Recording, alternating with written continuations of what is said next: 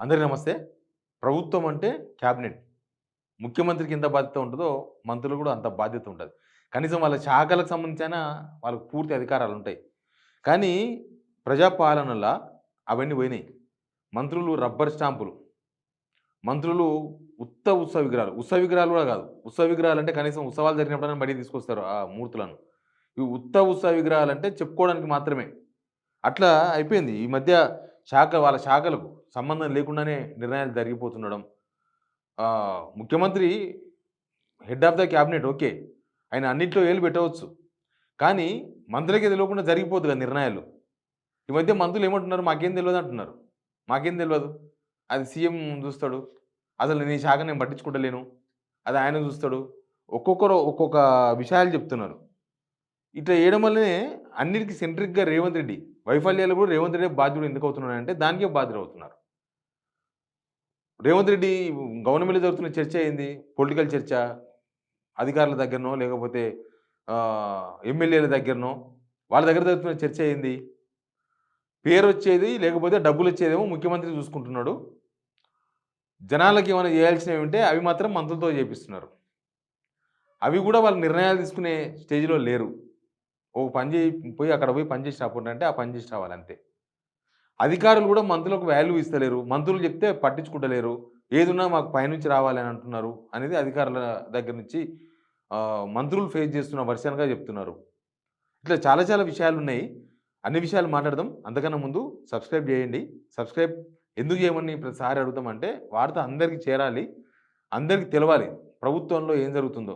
Media ఛానల్స్‌లో, satellite ఛానల్స్‌లో ఇవేవి వార్తలు రావు. వాళ్ళు ప్రశాంతం. ఆళ్ళకు యాడ్స్ కావాలి. వాళ్ళ గవర్నమెంట్‌లో పనులు చేయించుకోవాలి.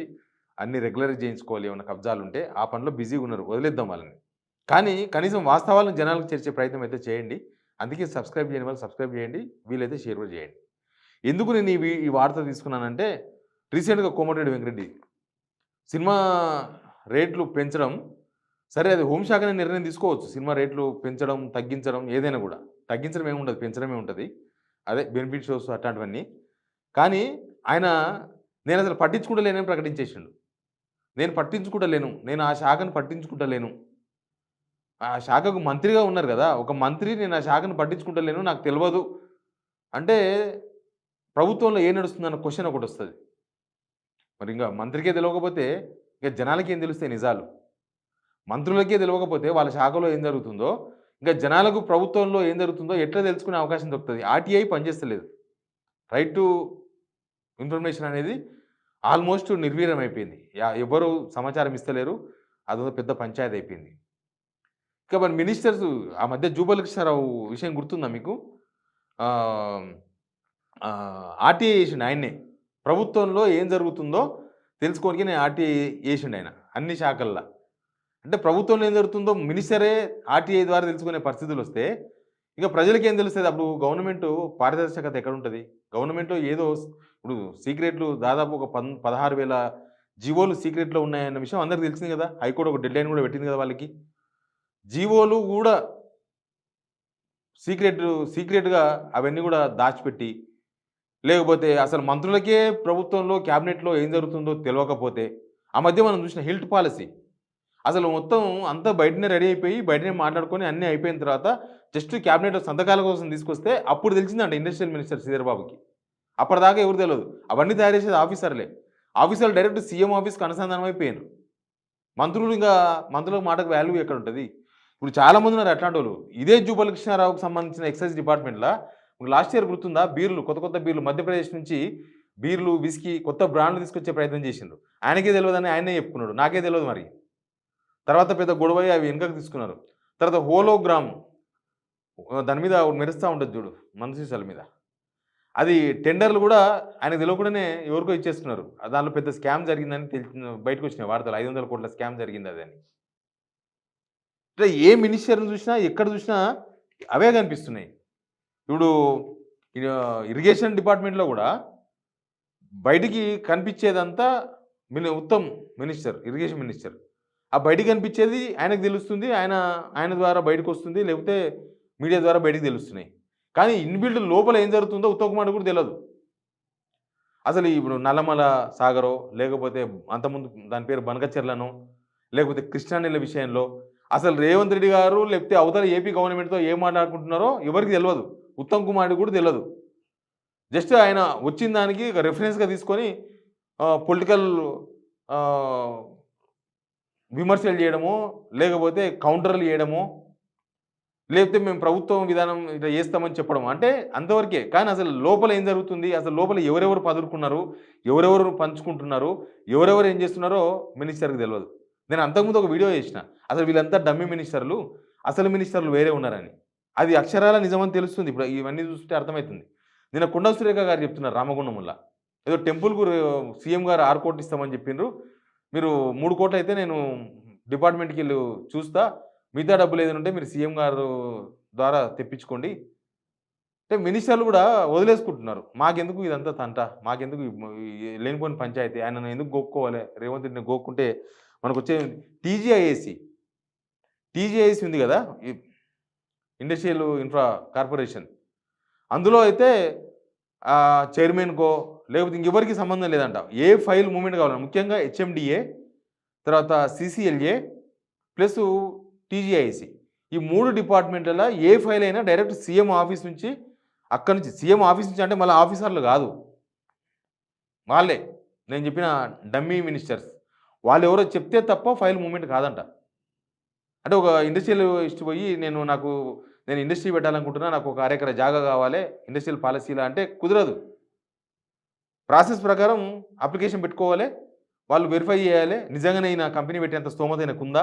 కంపెనీ పెట్టగలడా? ఈయన పెట్టే కంపెనీకి ఆ ల్యాండ్ షూట్ అయితదా? అంత జాబులు ఇవ్వగలడా? ఆ కంపెనీ ద్వారా ఏమన్నా? అది చూసి అన్నీ ఓకే ఉంటే ఇచ్చేయాలి. అది సిస్టమ్ ప్రాసెస్. కానీ ఇప్పుడు ప్రాసెస్ కాదు. ఆ ప్రాసెస్ ఉన్నా ఓకే, లేకపోయినా ఓకే. కానీ అక్కడి నుంచి కమిట్ అయిపోయి అక్కడి నుంచి ఒక ఫోన్ వస్తే ఆ ఫైల్ మూవ్‌మెంట్ అయిపోతది. ల్యాండ్ అలాట్ అయిపోతది. ఆయన ఉద్యోగాలు ఇవ్వగలడా? అసలు ఏం కంపెనీ పెడతాడు? ఆడేమన్నా పూల తోటలు పెడతాడా? లేకపోతే ఇంకేమన్నా ఫ్యాక్టరీలు పెడతాడా? అనవసరం. అంటే అది కూడా అక్కడి నుంచే నడుస్తుంది మొత్తం. హెచ్ఎండీఏ కూడా అంతే కదా! పర్మిషన్స్ మొత్తం ఎక్కడి నుంచో ఫోన్‌లొస్తే తప్ప ఆఫీసర్లు ఫైల్ మూవ్‌మెంట్ చేసే పరిస్థితి లేదు. ప్రాసెస్ సిస్టమ్ దెబ్బతింటుంది. గవర్నమెంట్‌లో సిస్టమ్ ఏముంటది? మనకు ఒక క్యాస్ట్ సర్టిఫికేట్ కావాలి. మనం పోయి ఈసేవ పెట్టుకుంటాం. ఈసేవ దగ్గర నుంచి ఎంఆర్ఓకి పోతది. ఎంఆర్ఓ వీఆర్ఏని పంపించేసి వెరిఫికేషన్ చేపిచ్చేసి, చూపిచ్చేసి ఎంఆర్ఓ ఓకే యాక్సెప్ట్ చేసేస్తే మళ్ళీ ఈసేవ నుంచి మనం క్యాస్ట్ సర్టిఫికేట్ తీసేసుకోవాలి జనాలకు. కానీ ఇప్పుడు ఈ సిస్టమ్ దెబ్బతినడంతోని ఏమైతుంది? నువ్వు ఈసేవలు అప్లై చేసిన తర్వాత నువ్వు ఎవరినో కలవాలి పోయి. ఎవరినో కలిస్తే ఎవరో ఎంఆర్ఓకి చెప్తాడు. పలానోళ్ళు అప్లై చేసిర్రు నీకు రిసిప్ట్ పెట్టినా అది ఓకే అంటే ఆయన ఓకే చేసినాక వచ్చి తీసుకోవాలి. అంటే సిస్టమ్ ఎక్కడ పనిచేస్తలేదు. ఇప్పుడు అడ్మినిస్ట్రేషన్ ఎందుకు పోయింది? తెలంగాణ ఎందుకు నాశనం అయింది 2 సంవత్సరాలంటే ఏది సిస్టమ్ ప్రకారం నడుస్తలేదు. ఏది ఇట్లా అప్లై చేస్తే సిస్టమ్ ప్రకారం ఎలిజిబిలిటీ ఉంటే వచ్చేయాలి. కానీ ఎలిజిబిలిటీ ఉన్నా లేకపోయినా ఎవరినో ప్రసన్నం చేసుకుంటే వాళ్ళేదో మ్యామ్యా మాట్లాడుకుంటే వాళ్ళకేదో కమిషన్లు ఇస్తే చేయాలి. ఈ పేర్లు వచ్చేటివి కమిషన్లు వచ్చేవి మొత్తం ఇట్లే జరిగిపోతున్నాయి. ఈ ఉత్తుత్త మినిస్టర్లకే ఇచ్చిండ్రు అనేది ఒక పెద్ద చర్చ గవర్నమెంట్ నడుస్తుంది. వీళ్ళను ఆఫీసర్లు ఎందుకు పట్టించుకుంటలేరు? ఆ మధ్య పేపర్లు కూడా రాపించుకున్నారు కొంతమంది మినిస్టర్లు. మా మాటకు విలువ లేదు. మేము చెప్తే ఎవరు అధికారులు వింటలేరు అంటే వీళ్ళు చెప్తే ఫైనల్ కాదు. ఇప్పుడు ఒకతను ఏదో ఇబ్బంది వచ్చి పోయిండబ్బా మినిస్టర్ దగ్గరికి పోయిండు. మినిస్టర్ ఏం చేస్తాడు? ఆయనక ఓఎస్డీకి చెప్తాడు. పలానా ఆయనకు ఫోన్ చేసి ఇగో ఈయన వస్తాడు. ఈయనకి ఏదో ఇబ్బంది ఉన్నట్టు చూడమని చెప్తాడు. ఈయన ఆయనకు ఫోన్ చేసి చెప్తాడు ఓఎస్డీ. మినిస్టర్ దగ్గర ఉన్న ఓఎస్డీ వింటాడు. అంతే ఇంకా. మళ్ళీ అది అక్కడి నుంచే రావాలి. అంటే సీఎం చెప్తేనే పనులైతాయి. మినిస్టర్ చెప్పింది వేస్ట్. ఈయనకు పని కాదు. జనాలకు పనులు కావు అప్పుడు. ఇప్పుడు జనాలందరూ ముఖ్యమంత్రిని కలవగలుగుతున్నారా? కలుస్తారా? కలిసే అవకాశం ఉందా ముఖ్యమంత్రిని? కనీసం మంత్రులన్నా కొద్దిసేపు కలిసి వాళ్ళ బాధలు చెప్పుకునే అవకాశం దొరుకుతుంది. కానీ చెప్పుకున్నా వేస్ట్. జనాల సమస్యలు ఎందుకు తీరుతలేవంటే దానికి కూడా కారణం అదే. వీళ్ళు ఉత్సవ విగ్రహాలుగా మారిపోయారు. మొత్తం సీఎంఓ నుంచే నడుస్తున్నాయి. క్యాబినెట్ సమావేశాలు ఉన్నప్పటికీ వాటి పాత్ర ఆమోద ముద్రమే. అంటే క్యాబినెట్ ఉత్తగా బయట ఎక్కడో చర్చించినాయి. ఓ ఫైల్ వస్తే దాని మీద సంతకం పెట్టడమే తప్ప దాని మీద చర్చ చేసేది లేదు. అది మంచి లేదు, చెడు లేదు. కేవలం ఇక ఇట్లా ఏదైనా పని చెప్తే చేసుకోవడం తప్ప వాళ్ళు చేసే పని ఏం లేకుండా పోయింది. బ్యూరోక్రసీలకు ఇంపార్టెన్స్ పెరిగింది గవర్నమెంట్లో. బ్యూరోక్రసీలు డైరెక్ట్గా సీఎం ఆఫీస్తో లింక్ అయిన తర్వాత, లేకపోతే సీఎం మనుషులతో లింక్ అయిపోయిన తర్వాత ఇక సిస్టమ్ ఎక్కడ పనిచేస్తుంది? ఇప్పుడు విధానపరమైన నిర్ణయాల్లో ఎక్కడ పాల్గొంటారు వాళ్ళు? వాళ్ళ శాఖల మీద వాళ్ళకే నియంత్రణ కోల్పోతున్నారు. దానికి కారణం వాళ్ళు చెప్తే పనులు కావు. వాళ్ళు చెప్తే ఎవరు అధికారులు వినరు, ఎవరు ఏం చెయ్యరు. ఈ ఇదంతా అంతర్గత వాళ్ళ పాలిటిక్సే.